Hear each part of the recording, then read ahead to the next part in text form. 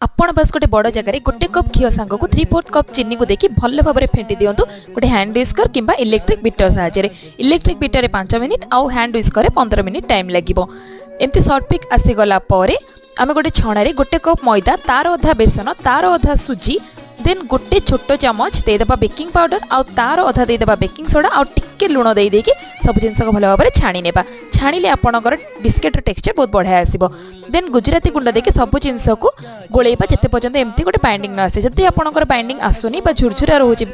हमर पाग देन आप गोटे गोटे चामच घी देकी करंतु जमार भी क्षीर किंबा पानी देबेनी देन 15 मिनिट फ्रिज रे रेस्ट देला परे बाहर करिकी एमती हाथ रे गोटे डो बॉल बनै देकी ताको गोटे आपणक मन पसंद डिजाइन कर देकी प्री हीट हेतिबा कड़ाई रे लो फ्लेम रे 20 मिनिट बा 15 मिनिट बेक कर देला परे रेडी हे मार्केट भली मुसमुसिया नान खटाई आपनको वीडियो केमती लागिला अकन डाउट अछि मते कमेंट सेक्शन रे जणाई परिबे।